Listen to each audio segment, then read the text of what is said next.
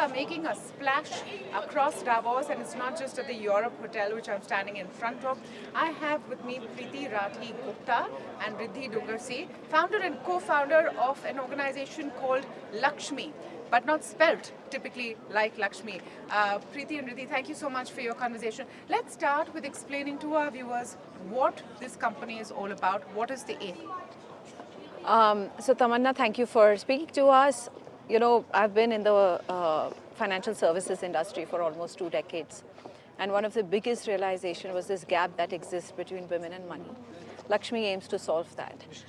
For ages, we've thought of financial inclusion as access to credit. Financial inclusion truly means that every woman has access to all financial products, which help her save, which help her build her financial security, build her wealth, as well as the families. And I think that's what Lakshmi as a platform is solving and has started solving.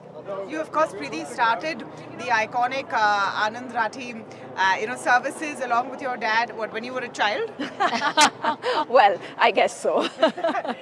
And you're bringing some of those learnings to this new venture. Absolutely. I think, in fact, the way I'd put it, Tamanna, is the learnings there are more around financial product, which one is suitable for what behavior. But I think the learnings we've got in Lakshmi has been completely different because it's been full of aha moments, because we realized that what's worked, traditional finance, has not worked for women. You won't see, if you look across, there are barely 10 to 15% women on, say, digital platforms or actually having agency over their money. Why is that? We have 50% of the workforce, 50% of the population, increasingly, inching closer to 40% in workforce. Graduating at equal numbers, postgraduate probably higher. Why is it that there's such a big gap in money? And that behavior is what we've understood in the last 5 years we've built Lakshmi. What is it that needs to be done? For example, our assessment was that let's build an investment platform for women and women will come to us. It was a realization we got to go where they are, where they are interacting with money. Which is their cash flows, which are their household expenses, school fees. This is where women are actually interacting with money. And that's where you need to go in and embed this entire journey of, what we call the financial inclusion. So, very basic question, but some would argue that women who want to invest or create wealth have more than enough options. Why do you need gender-specific outreach?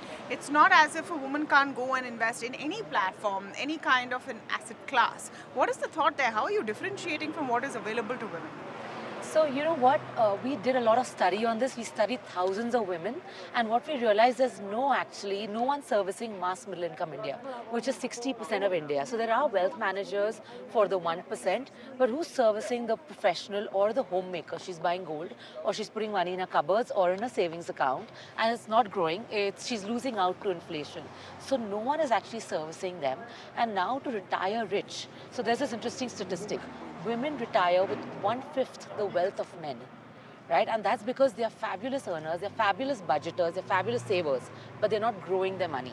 So what we are looking to do is democratize access to the capital markets. But the issue is other financial platforms actually start with transaction first, because that's how men build trust. They start with transaction first. For women, first you need to build the trust, then they transact. And which is why we are first actually starting with community and literacy. And we've just launched Lakshmi Pay, which is for India's first UPI for women. So there's 200 million women on UPI, but a fraction of that actually accessing the capital markets. So we build trust and habit with UPI, literacy, we give her support where she needs it the most, and then we are basically helping her take charge to achieve her financial dreams and build financial security. How is this message coming together on a platform like the World Economic Forum and Davos? And because that's where our conversation is taking place, how have you managed to push that message across here? Well, I think it was brilliant because one, we were invited to speak here, which itself says a lot on what we are building. And I think it was the right time for us because today, Tamanna, we actually have the blueprint for what it takes for what the world is trying to solve. It's a global problem. It's not just India. Women and wealth is a gap that exists, and everybody's been trying to see how to solve it. I've been saying this again and again. I think as a country, with our infrastructure, the DPI being a huge catalyst, where we can actually embed right from where where a woman starts interacting with money to, savings, investing, and then eventually borrowing if she needs to. That entire connected journey. And that's a blueprint we have. In fact, yesterday we released a preview of the report that we're doing end of February. We're releasing in India, which Eva and us have put together, which actually talks about what could be the most successful model to have women not just have access, but also agency. I think that's that one piece that we don't talk about enough. Women earn money, but do they actually decide what's going to happen to that money? That agency to make it time efficient, to make it, to make her confident in taking that decision is what Lakshmi solves for. Can I add one thing? Yes. And there's this amazing awareness now that ensuring women have agency over their wealth is not equality. It's not just equality. It's actually a multi-trillion-dollar opportunity. So just as we wrap up, at least in the last 1 year, Indian women have turned out to be the wisest investors because they traditionally look at gold, has shown superlative returns versus equity markets. If some of the conversation of what you're trying to do is getting women to invest in capital markets versus gold, which has comfort, how would you do that in a year after gold has given such fabulous returns? Well, I think, one of the things, and that's proven by, statistics, is that women make for great investors because I think we understand the concept of asset allocation even before the term was coined, right? So we've always been putting money in different baskets.